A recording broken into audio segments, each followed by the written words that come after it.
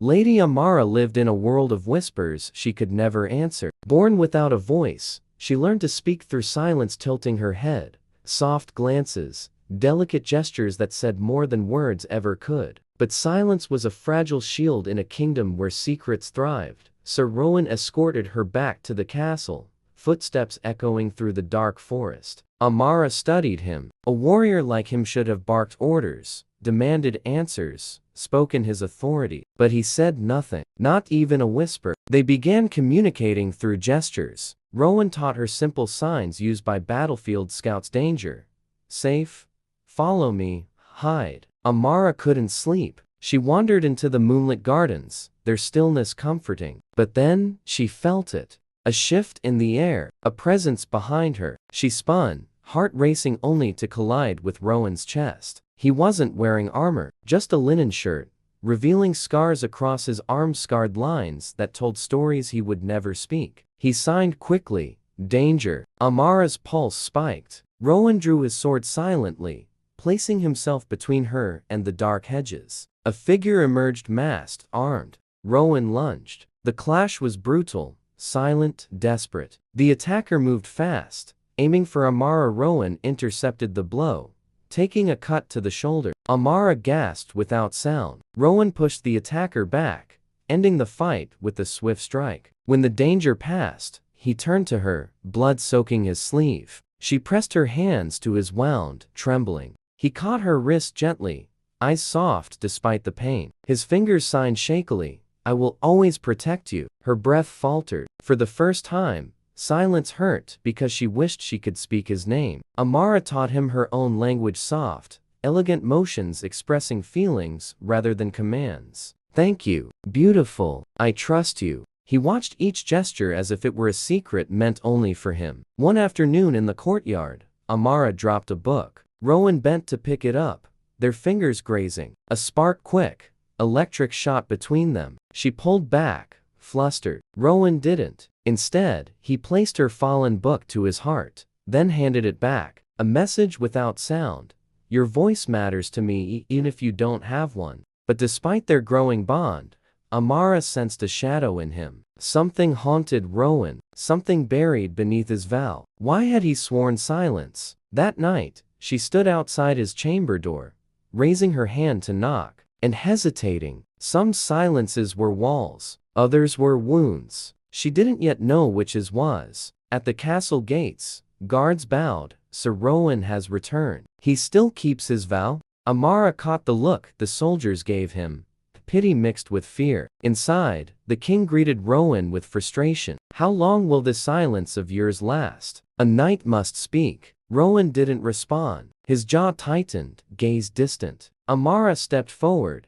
gently touching her own throat, showing she understood. The king frowned. "Ah, the mute lady. You two make quite the pair." Heat rushed to her cheeks. Rowan's eyes flicked to her, surprised, protective, perhaps grateful. When they were dismissed, Rowan walked beside her through the halls. He tapped his chest, then pointed to her heart, then formed a small circle with his fingers. "A question. Are you afraid?" She shook her head. For the first time, his lips lifted into the faintest smile. Two silences had found each other. When her carriage was ambushed by bandits, Amara couldn't scream, only watch the blades descend. But before steel met skin, a shadow fell across her, a lone knight, armored in black, cutting attackers down with terrifying precision. When the last man fled, Amara looked up and froze. The knight stared down at her, helmet removed, revealing eyes carved from sorrow. He opened his mouth, then closed it.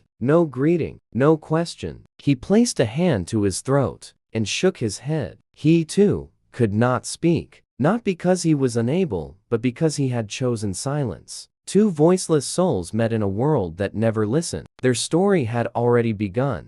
Amara insisted on tending to his injury. Rowan resisted at first, but one pleading look from her was enough to crumble his resistance. Amara sought answers. Why did Rowan vow silence? What tragedy had stolen his voice? The kingdom celebrated the annual festival of flames a night when lanterns floated into the sky, carrying prayers of those who could not speak. Peace shattered when an arrow flew toward Amara during the festivities. Rowan saw it first. He tackled her to the ground, the arrow skimming past his ear. Chaos erupted. Guards shouted, but Rowan only saw her checking if she was hurt. The assassin fled. Rowan signed frantically, "You are the target, not me." Amara's eyes widened. "Why her?" A servant ran over. "My lady, someone wants you dead." They left a message. A note tied to the arrow read, "Silence must fall." Rowan's expression darkened. He grabbed her hand, leading her away from the crowd. He placed her hand on his chest, his silent apology, "I failed again." She shook her head and traced firmly on his skin,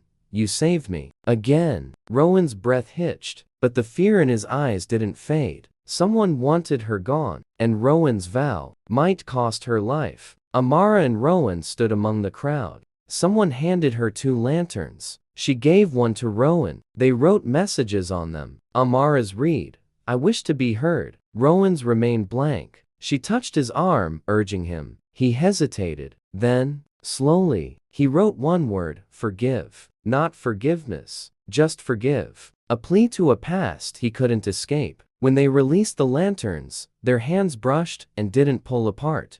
Rowan's fingers intertwined with hers, tentative, but real. The crowd gasped softly, the silent knight holding the mute lady's hand. Amara looked at him. Rowan looked away, face aflame. But he didn't let go. For the first time, silence felt like a beginning, not a barrier. She searched the castle archives. There, she found a record of a battle 3 winters ago. Rowan had been commander of a rescue mission to save captives in a burning village. But one captive, a woman he was sworn to protect, died in his arms. Her last scream shattered him. He swore that if he could not save the innocent, he had no right to speak. Amara closed the book, tears burning her eyes. His silence wasn't punishment, it was grief. That night, she found Rowan in the stables, brushing his horse with slow, distracted motions. She approached softly, touching his arm. He tensed, then relaxed. She traced on his palm, "You are not responsible for the past." His jaw tightened. He signed with trembling hands,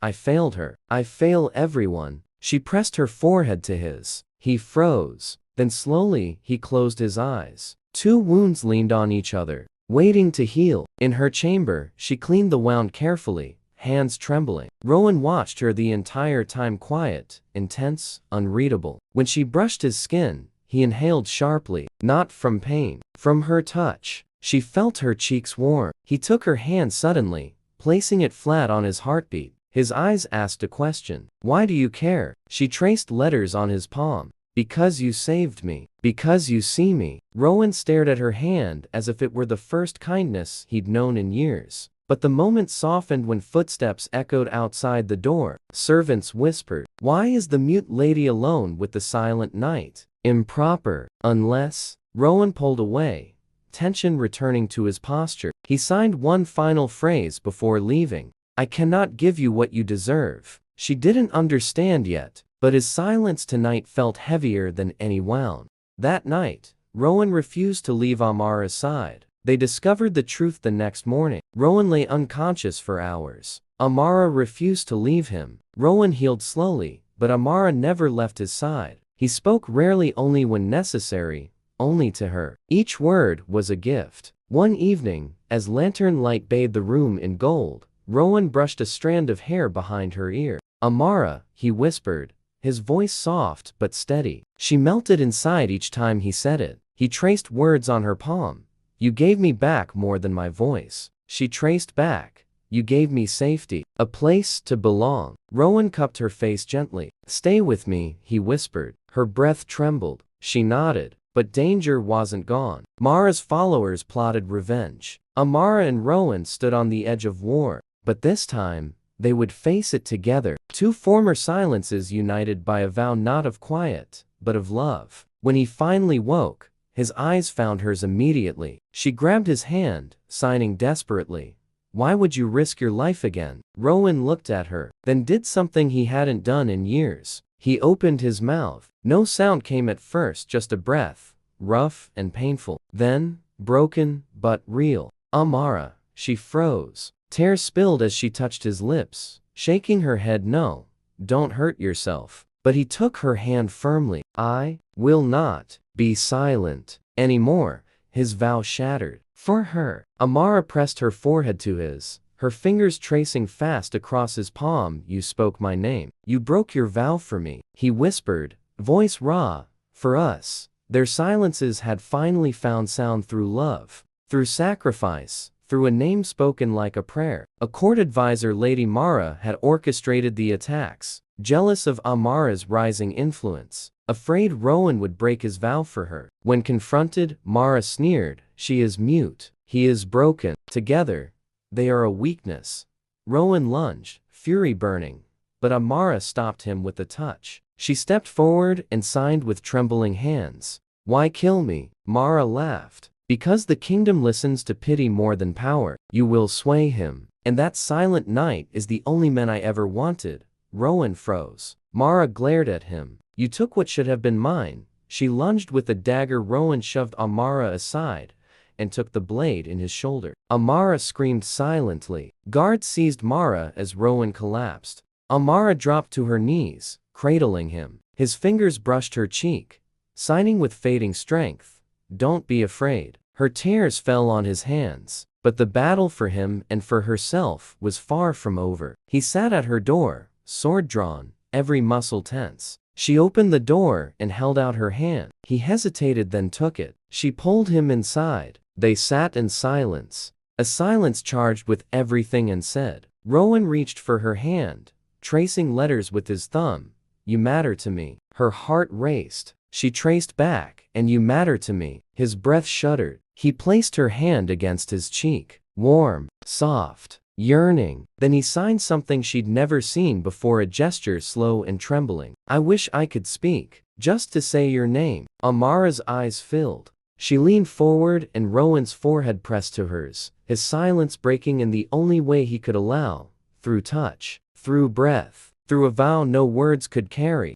Enemies attacked at dawn. Peace returned at last. They married in the courtyard under drifting petals. No long speeches, no loud ceremonies, just a vow spoken in two different languages. His voice, soft and reborn, and her touch, steady and certain. Rowan said only one sentence, I vow to protect you, to love you, and to speak only truths that honor us. Amara answered by placing his hand over her heart, her vow written in the beating silence beneath his palm. Together, they rebuilt a kingdom that had forgotten to listen, a king who learned to speak again, a queen who ruled without a voice, yet commanded with compassion stronger than sound. Their love became legend, the silent vow that needed no words, because it was written in every heartbeat, every touch, every breath shared between two souls, who found their voices by finding each other. In the gardens where they first touched hands, Rowan knelt before her, not as a knight, not as a broken man, but as someone finally whole. Amara, he said,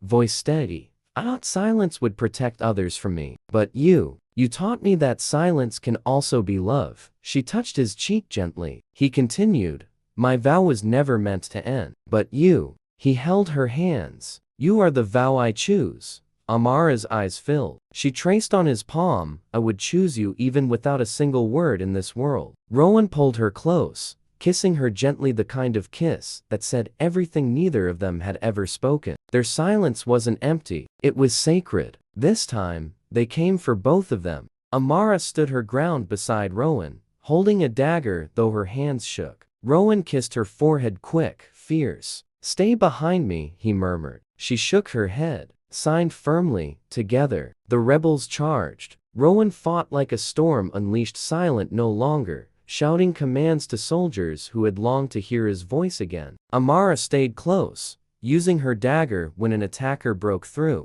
Rowan saw and pride flared in his eyes. When the final rebel fell, Rowan rushed to her, gripping her shoulders. Amara, I have lost too much to lose you too.